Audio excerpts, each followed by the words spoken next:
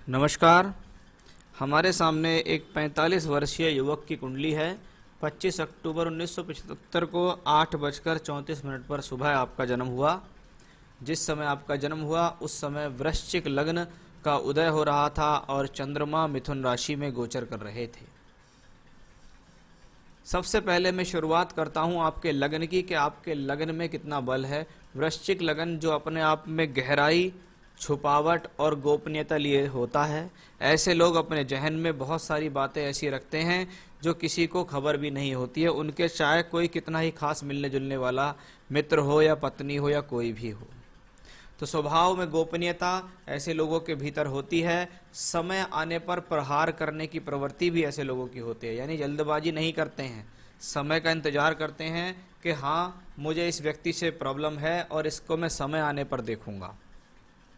लगन का मालिक मंगल जो एक एग्रेसिव प्लेनेट भी कहलाता है लेकिन साहसिक भी कहलाता है, और वो मंगल छुप के बैठा हुआ है 8th हाउस में। यानी स्वभाव के अंदर छुपावट तो है ही, गोपनीयता तो है ही, वहीं साहस भी बहुत है। लग्नेश का 8वें घर में जाना जीवन में कहीं ना कहीं साहस तो देता है लेकिन जीवन को थोड़ा स्ट्रगल वाली बना देता है।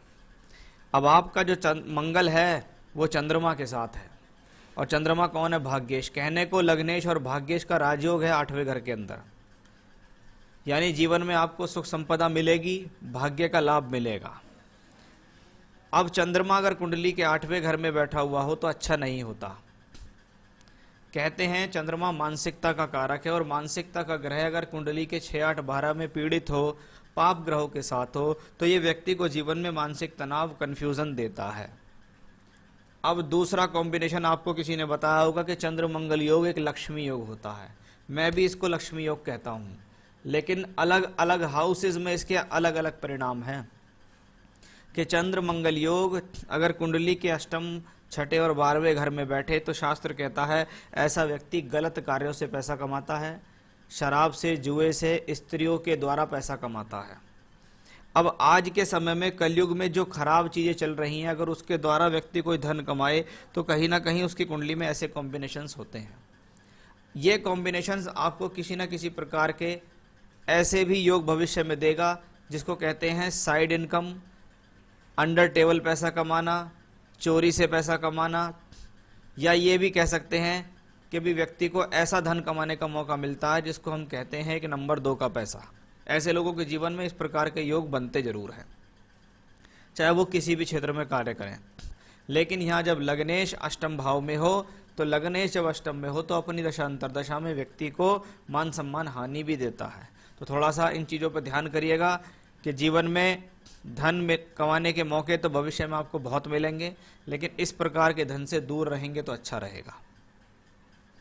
क्योंकि चंद्र मंगल योग जब अष्टम में बने तो व्यक्ति को इसी प्रकार के धन के लिए आकर्षित करता है। बाकी मेहनत का धन आपको मिलेगा, भले ही राजयोग अष्टम में है लेकिन मिलेगा जरूर। चलिए बात करते हैं शनि के बारे में कि शनि कुंडली में 9th हाउस में है, तीसरे और चौथे घर का मालिक है।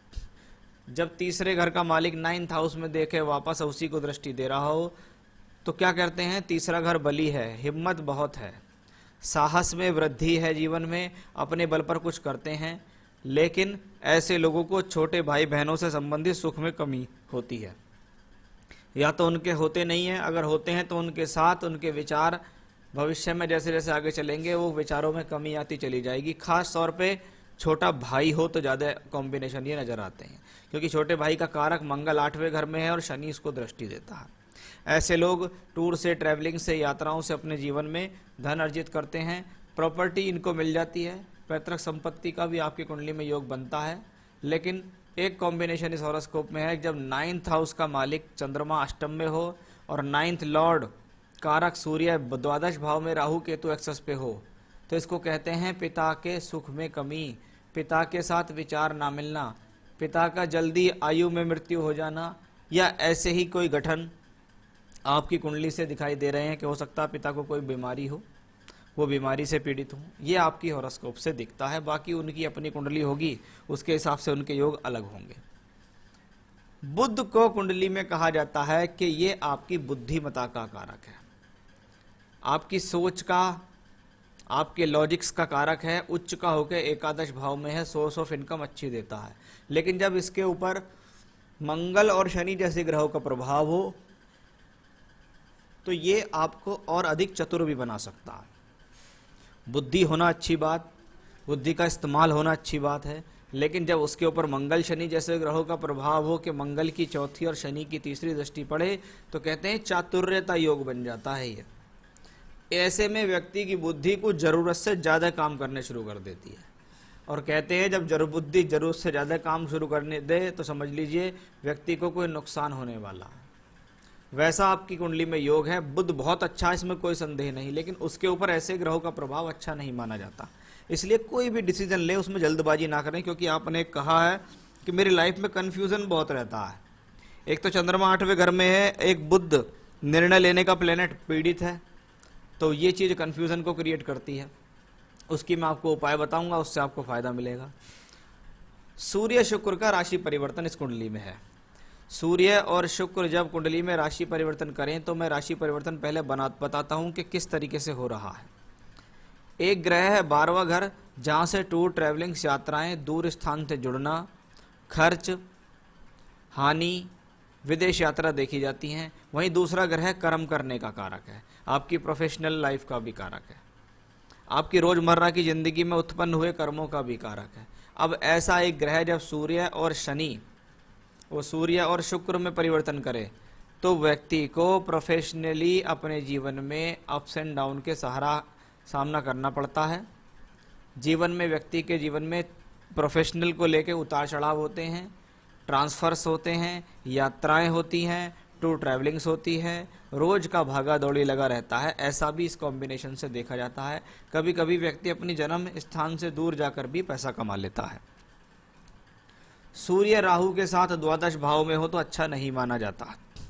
ये आपकी प्रोफेशनल लाइफ को लेकर तंग करेगा, क्योंकि आपका दशमेश कर्म है, ये आपके अपने कर्म भी हैं। मैं यहाँ से सिर्फ 10th हाउस ही नहीं लेता, मैं यहाँ से सिर्फ आपका प्रोफेशन ही नहीं, आपके कर्म भी लेता हूँ। और जब आपके कर्म द्वादश भाव में राहु केतु पीड़ित हो तो कभी कभी व्यक्ति ऐसे गलत कर्मों में भी लग जाता है जो उसको सामाजिक रूप से हानि देते हैं।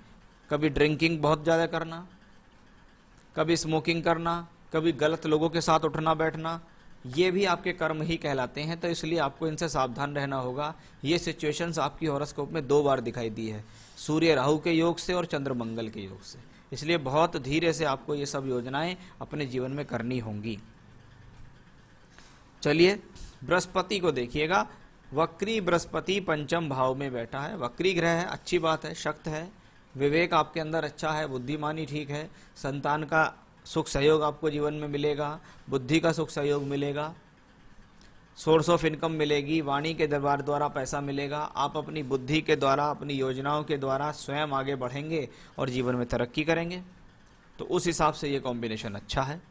केतु का 6ठे घर में होना अच्छा नहीं है, ये मंगल की राशि में, और मंगल यहाँ, यानी केतु भी अपनी दशांतर दशा में आपको शारीरिक, मानसिक और सामाजिक हानि दे सकता है। ये तो ग्रहों की स्थितियां रही। अब मैं आपसे बात करता हूं आपकी दशा के बारे में कि आपको वर्तमान में शनि की महादशा चल रही है। शनि कुंडली में तृतीयेश और चतुर्थेश होकर भाग्य स्थान में है। व्यक्ति अपने भाग्य को बनाने के लिए प्रयास कर रहा है। व्यक्ति अपनी भाग्य को बनाने के लिए यात्राएं भी करता है, पूर्ण जद्दोजहद करता है, पूरी मेहनत से लगा हुआ है और उस मेहनत का उसको लाभ भी मिलता है। शनि आपकी कुंडली में यहाँ 3rd हाउस से संबंधित है। नवांश में शनि द्वादश भाव में है और दशमांश में देखें तो शनि फिर से यहाँ से बैठकर 3rd हाउस को देख रहा है। इसका मतलब आप शनि की दशा में अपने जीवन में जितना टूर, ट्रैवलिंग्स, यात्राएं जोड़ेंगे, जितना बाहर की जगह से जुड़ेंगे, जितना जन्म स्थान से दूर से जुड़ेंगे, उतना ये प्लेनेट आपको लाभ देगा। ये तो एक शनि की बात हुई नॉर्मल तौर पे, क्योंकि यहाँ प्लेनेट शनि को खराब नहीं कह सकता मैं। थोड़ा सा ही खराब इस वजह से है कि आपका ये 4th लॉर्ड है, यहाँ 6th हाउस में बैठा है।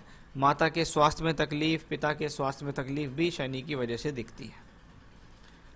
अब चल रही है शनि में शुक्र। शुक्र में शनि हो, शनि में शुक्र हो तो शास्त्र इसको प्रोफेशन का मारक कहता है, कि कहते हैं शनि में शुक्र की दशा हो तो उस दौरान आपको अपनी प्रोफेशनल लाइफ को संभाल कर रखना चाहिए। आपसे कुछ गलती हो सकती है जिसके कारण आपकी प्रोफेशनल लाइफ में आपको प्रॉब्लम आ सकती है। जैसा कि मैंने आपको बताया था कि आपका सूर्य और शुक्र का राशि परिवर्तन है, आपके कर्म का मालिक नीच का होकर द्वादश भाव में है और शुक्र यहाँ बैठा हुआ है। यानी मई 18 से जुलाई 21 तक ये दशा आपकी चल रही है। निश्चित आपको इस दौरान स्ट्रगल तो अच्छा खासा करना पड़ा होगा, लाइफ में अप्स एंड डाउन तो झेलने पड़े होंगे। अच्छी बात यह है शुक्र नवांश में स्वग्रही होकर बैठा है और दशमांश में उच्च का है। इसका मतलब परिस्थिति संभल जाएगी, ऐसा आपके ग्रह वर्ग कुंडलियों से कहते हैं। जुलाई के महीने के बाद आपको सूर्य में शनि में सूर्य आएगी। सूर्य दशमेश हैं 12th हाउस में, नीच का सूर्य राहु केतु एक्सेस में बैठा हुआ है। इसका मतलब प्रोफेशन को लेकर जद्दोजहद जारी रहेगी। द्वादश भाव में है सूर्य, यहाँ भी देखिए नवांश में भी 3rd हाउस में और दशमांश में भी। इसका मतलब लाभ कमाने के लिए कमर कस लीजिए, आपकी यात्राएं आने वाले समय में बढ़ने वाली हैं। आपकी जद्दोजहद, आपकी टूर ट्रैवलिंग से आने वाले समय में बढ़ेंगी, उन्हीं से आपको लाभ मिलेगा। अब आप देखिएगा जून 22 से जनवरी 24 सूर्य में एक चीज मैं आपको और बता दूं, अगर आपके फादर हैं अभी तो उन फादर को कष्ट होने की भी कंडीशन शनि में सूर्य में दिखाई देती है। जून 22 से जनवरी 24 शनि में चंद्रमा चलेगा। शनि 9th हाउस में, चंद्रमा की राशि में, चंद्रमा अष्टम में मंगल के साथ।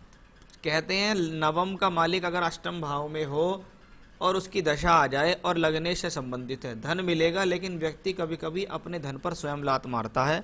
वो कॉम्बिनेशन यहाँ दिखाई देता है। तो यही वो चंद्र मंगल योग की दशा होगी आपको, जिसको मैं कह सकता हूँ शनि में चंद्रमा और शनि में मंगल जो मार्च 25 तक जाएगा। औसत तौर पे काम करते रहेंगे, पैसा मिलता रहेगा, लेकिन दिमाग में अगर कोई भी गलत योजना घुसी, शॉर्टकट्स अपनाने का प्रयास किया कि मुझे शॉर्टकट से काम करना है, मैं अब पैसा कमा दूंगा, मुझे झटके का पैसा मिल सकता है, किसी को पता नहीं चलेगा, मेरे सामने ऐसे योग आ रहे हैं, तो भाई साहब आप होंगे स्वयं उसके जिम्मेवार। क्योंकि जब ग्रह अष्टम में चंद्र मंगल के साथ बने तो सामाजिक हानि भी लगन के मालिक से मिलती है। चंद्र मंगल पैसा तो देंगे, लेकिन काम से पैसा देंगे। अगर आपने दूसरी कोई ट्रिक अपनाने का प्रयास करी, क्योंकि ऐसी स्थिति में व्यक्ति कहता कि मैं तो ऐसा कोई काम करता नहीं जी, ना मैंने ज़िंदगी में कभी ऐसे काम किए, लेकिन अकस्मात उसके सामने कुछ ऐसे काम आते हैं, उससे कुछ ऐसे लोग मिलते हैं कि भाई तुम मेरा ये काम करा दो, या हमारा ये माल आता है इसको तुम यहाँ से निकलवा दो, तुम्हारा कमीशन तुम्हें मिल जाएगा। मतलब कुछ भी ऐसा अगर आपके सामने हो तो भाई साहब सावधान हो जाना कि आपके पतन के लिए योग आ गए हैं। ये लोग आपकी लाइफ में आ चुके हैं आपको डाउन ले जाने के लिए। इसीलिए बहुत प्रयासरत रहें, नॉर्मल तौर पे काम करेंगे, तरक्की भी करेंगे, पैसा भी कमाएंगे। आपने पूछा है मेरा टाइम कैसा चल रहा है और आगे कैसा चलेगा, वो मैंने आपको बता दिया कि भाई साहब शनि में शुक्र आपकी कैसी गई, शनि में सूर्य आपकी कैसे होने वाली और चंद्र मंगल आपके कैसे हैं, वो भी मैंने आपको बताया है।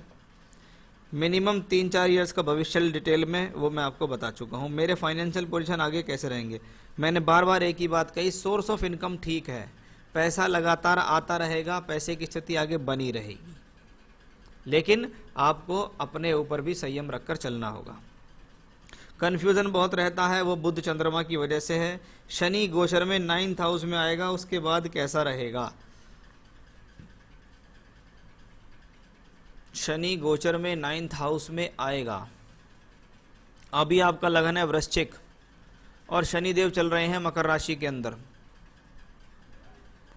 चंद्रमा से 9th हाउस में शनि के बारे में आप बात कर रहे हैं। ये भाई साहब ये 9th हाउस के बारे में, हाउस होते हैं कुंडली के, और चंद्रमा से होता है गोचर। तो चंद्रमा से नवम भाव में शनि का गोचर कैसा रहेगा, ठीक रहेगा। ये कॉम्बिनेशन खराब कॉम्बिनेशन नहीं है, क्योंकि शनि आपके लग्न से चौथे में आएंगे स्वराशि के, और भाग्य स्थान में 9th हाउस में आएंगे। भाग्य के लिए ठीक है, लेकिन फिर वही बात, आपके लगन से 9th में शनि, आपके भाग्य से 9th में शनि, और शनि है स्वभाव में मैलेफिक। फिर से वही स्थिति, फादर हैं तो उनकी हेल्थ को संभालिएगा, फादर से रिलेटेड कोई बड़ी प्रॉब्लम आ सकती है, और अगर नहीं है तो फिर कोई प्रॉब्लम नहीं, फिर आप अपनी भाग्य के लिए मेहनत करेंगे और उसे आप आगे चमकाएंगे। तो कुंडली में जो चीज़ समझाने की थी वो मैंने आपको समझाई। मैं ऐसे लोगों को 2 पूजा करने की सलाह अवश्य देता हूँ। पहली पूजा भगवान शिव का रुद्रा अष्टकम का पाठ आप कीजिएगा। रुद्राष्टकम का पाठ आप रोजाना एक बार कीजिए, और दूसरी पूजा आप अपने दशमेश के लिए अवश्य कीजिए। आदित्य हृदय स्तोत्र का पाठ निरंतर अपने जीवन में कीजिए। ये 2 पूजा आपको अपने जीवन में करनी है, आदित्य हृदय स्तोत्र और रुद्राष्टकम। रत्न पहनने की अगर बात करें तो पुखराज रत्न आप धारण कर सकते हैं, बृहस्पति आपके लिए ठीक है, उनसे आपको लाभ मिलेगा। तो आप चाहे बैंकॉक का पुखराज पहने, चाहे श्रीलंका का, चाहिए तो आप मुझसे संपर्क कर सकते हैं, मैं आपको सर्टिफाइड स्टोन भेज सकता हूँ। तो ये था आपकी हॉरोस्कोप का एनालिसिस, सवालों के जवाब, और जो चीज़ मैंने आपको समझाई है उसे बिल्कुल दिमाग में डालिए आने वाले कम से कम 5 साल तक। नमस्कार।